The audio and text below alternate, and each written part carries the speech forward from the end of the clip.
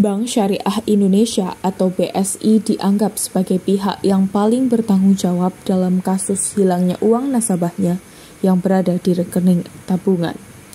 Ketua Umum Lembaga Perlindungan Konsumen Republik Indonesia atau LPKRI Kabupaten Sidoarjo, Haji Dondi Agung Subroto, Sarjana Hukum menjelaskan, BSI wajib memberikan jaminan keamanan terhadap uang nasabah yang disimpan di sana. Menurutnya, kewajiban para pelaku usaha tersebut telah diatur dalam UU Nomor 8 Tahun 1999 tentang Perlindungan Konsumen. Sehingga Bank Syariah Indonesia harus mengganti seluruh kerugian yang diderita oleh nasabahnya tersebut. Dondi yang ditemui di kantornya Jumat 17 Desember 2021 siang tadi menjelaskan langkah-langkah yang harus ditempuh nasabah untuk mendapatkan kembali uangnya yang hilang. Yang pasti tentunya bisa berkoordinasi dengan LPKRI, nanti kita tindak lanjut dengan koordinasi dengan kepolisian yang mempunyai hak kewenangan untuk melakukan itu semua.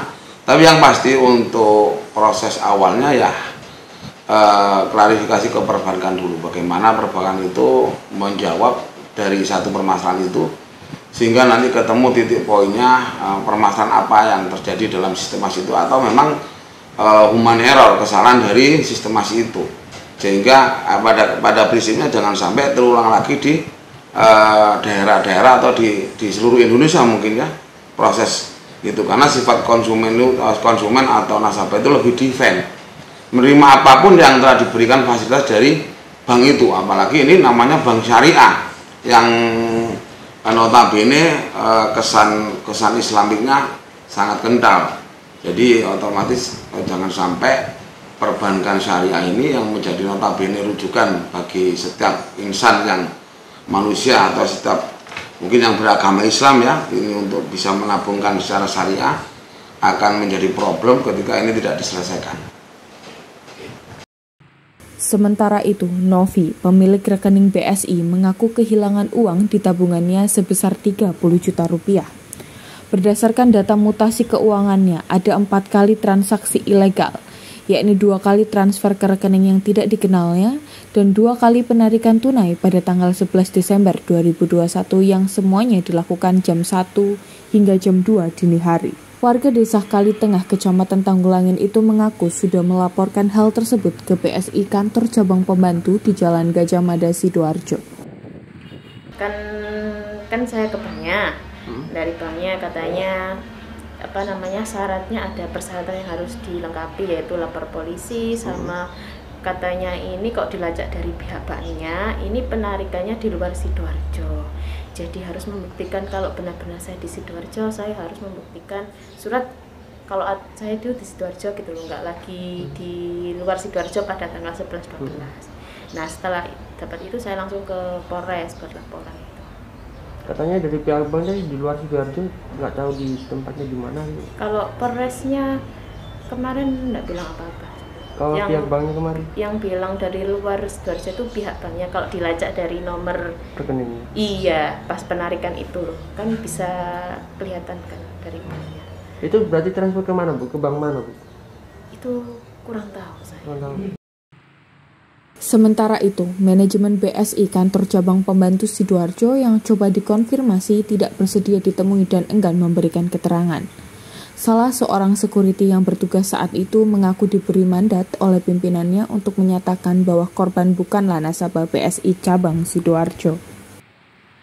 Tentunya itu memang bukan dari BSI Sidoarjo, kan di Gajah Mada. Tapi di BSI Cabang saya kurang begitu tahu cabang mana. Belajar dari kejadian tersebut, Ketua LPKRI Sidoarjo Dondi Agung SH memberikan beberapa tips bagi para nasabah bank. Yang pertama adalah ketika ada transaksi yang mencurigakan atau mungkin kalau saya bisa mengandaikan tiap hari harus dicek output inputnya saldo, jadi sehingga ketika ada kejanggalan segera bisa langsung dilaporkan atau diinformasikan. Yang kedua, jangan mudah memberikan data kepada siapapun, baik melalui informasi WA ataupun informasi yang lainnya, sehingga potensi itu juga tidak bisa menjadi tidak akan terjadi pencurian data.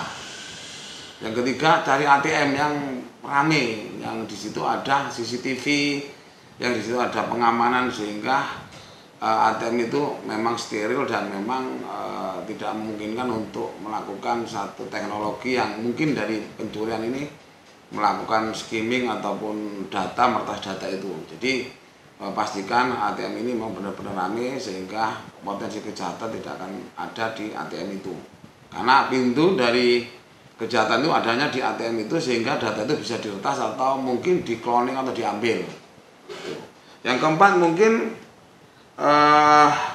notifikasi itu harus tersambung juga dari perbankan itu. Ketika ada uang keluar, uang masuk itu harus notifikasi ada. Jadi mintalah kepada perbankan itu sehingga ketika terjadi kejanggalan terhadap transaksi itu segera mungkin menginformasikan atau melaporkan ke pihak terkait atau perbankan atau mungkin pihak berwajib ketika memang dirasa itu sangat merugikan dan mencurigakan. Mungkin.